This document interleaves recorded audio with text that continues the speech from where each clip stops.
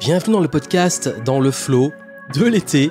Ici Johan Yangting pour un nouvel épisode de la saison estivale dans un format très spécial car pour l'été, j'ai prévu des épisodes exclusifs chaque mercredi.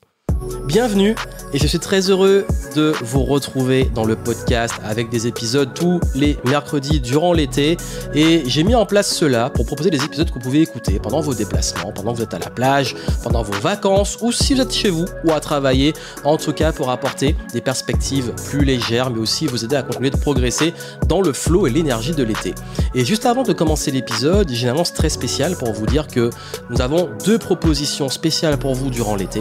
La première, c'est que si vous avez envie de prendre du recul, d'avancer et préparer la suite de l'année pour comprendre comment vous fonctionnez, pour pouvoir planifier la suite, avoir des petits outils d'introspection, on a mis en place l'édition Summer Flow du workbook, qui est un programme exclusif, vous avez le lien en descriptif, pour vous aider justement à profiter de l'été, pour mieux vous organiser et préparer sereinement la rentrée. Vous allez réellement voir comment adapter une productivité, une gestion de l'énergie qui vous correspond, et surtout dans un format qu'on peut imprimer et faire partout, même en extérieur, sans être derrière un écran.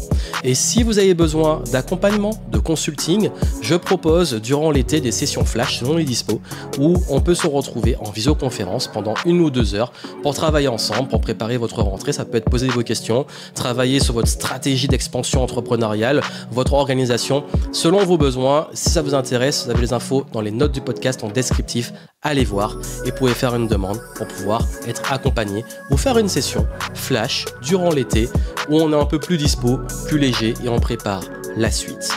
Allez, c'est parti, let's go, on commence l'épisode.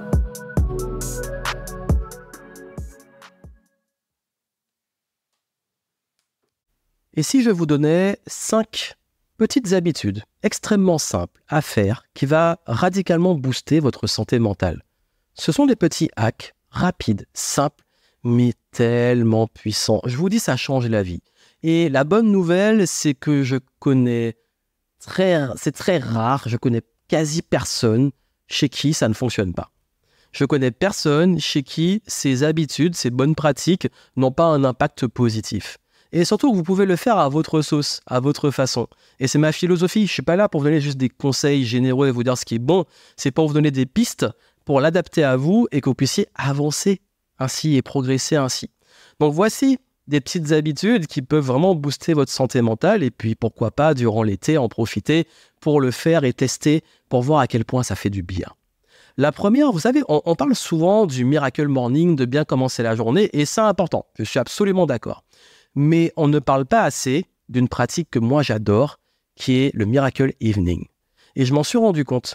Pendant des années, je me suis rendu compte que l'état que je pouvais avoir et qu'est-ce que je faisais la veille avait beaucoup plus d'impact sur ma journée que comment je commençais ma journée. Parce que comment je commence ma journée, c'est souvent le reflet de comment j'ai fini ma journée la veille. Donc, ce que je vous recommande, c'est de vous mettre une petite routine du soir qui vous fait du bien, de créer votre propre Miracle Evening. Ça peut être un petit moment de lecture, un petit moment juste pour vous. Et je conseille vraiment, surtout l'heure avant de vous coucher, pas de téléphone, pas de réseaux sociaux, prenez vraiment un temps pour vous. Mais de vous créer ce petit moment où vous avez un rituel, où quand vous allez vous coucher, c'est un moment apaisant, un moment calme, un moment pour vous. Vraiment, essayez de vous créer votre propre soirée miraculeuse, comme on dit. C'est pas très bien littéralement en français, mais ce Miracle Evening, ce moment juste avant d'aller justement ralentir, vous mettre dans votre petite bulle et aller vous coucher, en faire un petit rituel qui vous fait du bien et qui vous conditionne aussi pour passer un bon moment. Ça peut mettre un petit moment aussi où vous écrivez et tout. Le deuxième point, c'est une astuce que moi j'aime bien aussi, c'est de me planifier des bons moments à l'avance. Un peu comme l'enfant qui attend Noël. Ça peut être par exemple, je me planifie, et j'essaie de le faire au moins une fois par semaine, je me planifie une soirée cinéma. Je vais aller voir un bon film et je me dis, par exemple, jeudi soir, on va aller voir ce film et je l'ai en tête et je sais que je passe un bon moment. Ou alors je me dis, tel moment, on va partir à tel endroit, ça va me faire du bien. En fait, c'est comme on planifie un moment de kiff, de plaisir, de bonheur, seul ou avec d'autres personnes. Et ce petit moment, on le garde en tête. Vous savez, on l'attend. On attend ce moment parce qu'on sait qu'on va kiffer. Donc vraiment, faites ça. C'est une astuce que j'aime bien donner et qui est super simple et efficace. C'est juste dans votre agenda, au moins dans les 10-15 prochains jours, et faites-le régulièrement, planifiez un petit moment de kiff, de plaisir. Et ce moment-là, franchement, c'est libre. Il n'y a pas un c'est vraiment ce qui vous fait plaisir vous, et pas forcément les choses coûteuses. Ça peut même être chez vous, une soirée film, un petit moment, un bon repas en famille, peu importe. Troisième, c'est les moments en nature. On dira ce qu'on veut.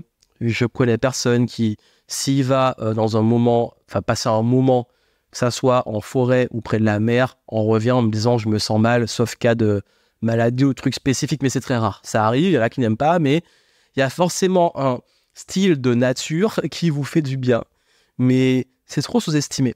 Moi, je peux vous dire que très souvent, quand je commence à saturer, à me sentir un petit peu aussi pas bien, ou dans les mauvaises énergies, ou un peu fatigué, ou en manque de créativité, je me prends un moment, même si c'est une journée, partir près de la mer, ou partir en forêt, etc., prendre du temps en nature.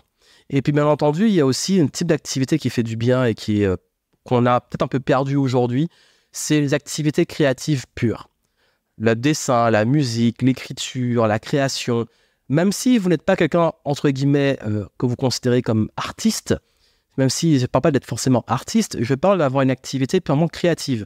Même si c'est la réalisation, faire un petit film, un truc qui soit créatif, même si c'est juste écrire, ayez au moins, je pense, chaque semaine, un moment de temps créatif. Une activité créative et de préférence qui soit en plus hors enjeu professionnel, business. C'est bien d'avoir l'activité créative qui vous sorte de votre travail. Parce que si votre travail, notamment comme le mien, demande de la créativité, j'ai besoin aussi d'autres éléments de créativité qui m'oxygènent et qui me permettent aussi, qui vont bizarrement stimuler aussi la créativité pour mes propres projets. Mais c'est pas le but. Et souvent, moi, ça peut être par exemple des projets d'écriture, ou alors un peu dessiner, ou faire des petites créations simples, parfois écrire des mini-fictions. C'est des choses qui n'ont pas d'enjeu, où je ne mets pas de pression, mais juste pour exprimer ma créativité. Et dernière petite habitude, celui-là c'est un grand classique, le mouvement. Du sport, des étirements, du yoga, avec vos capacités et vos contraintes, de mettre du mouvement. Parce que si vous restez tout le temps assis derrière un écran, c'est pas là que ça va vous faire du bien. Donc oui, mettez du mouvement, mais si c'est juste aller marcher, ça peut être juste aller marcher, faire un tour. C'est des choses qui sont sous-estimées mais qui font du bien. Allez faire une petite marche, ça va vous saturer. Hop, 30 minutes de marche, 40 minutes, ça fait du bien. Vraiment, vous avez vu, c'est pas les choses compliquées, et je pense que vous le savez, on le sait tous, mais le truc, c'est ce qu'on le fait. Se faire une petite routine du soir qui fait du bien avant d'aller dormir. Planifier un bon moment pour juste l'avoir en tête, se dire, j'attends ce bon moment. C'est comme l'enfant qui attend Noël. Avoir un moment en nature, un moment où on s'oxygène, où on est loin de l'agitation, notamment de la ville. Avoir une activité créative qui est régulière, qui n'a pas d'enjeu, qui n'a pas de deadline. Et puis surtout, bouger, mettre du mouvement. Combien ça coûte tout ça? La majorité, ça coûte quasi rien. Ça peut ne rien coûter. Mais si vous le faites, l'impact, il est puissant. Mais juste, comme je dis souvent, expérimentez, faites. Ce sont des choses simples, mais qui font du bien. Donc voilà, donc c'est ce que je voulais vous recommander dans ce format un peu court et un peu cool, pour vous dire que oui, parfois, on veut faire des choses compliquées, il y a des choses qui font du bien. Je ne dis pas que c'est... ça va guérir tous les problèmes et guérir surtout tous les problèmes mentaux ou le fait de ne pas être bien, mais ça contribue à son bien-être. Et c'est justement comme ça, c'est les petites choses pour son bien-être qui contribuent à plus on va dire d'énergie globale et qui font du bien. Donc pourquoi s'en priver? Ça fait du bien, c'est quasi pour la majorité gratuit et surtout, ça, en plus de faire du bien et d'être gratuit, ça contribue à du bien-être. Pourquoi s'en priver? Pourquoi ne pas s'autoriser ça?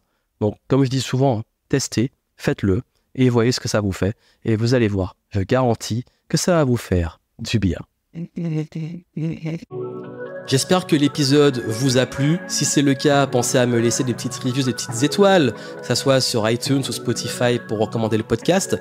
Parlez-en autour de vous. Et puis surtout, moi je vous retrouve pour des prochains épisodes durant l'été.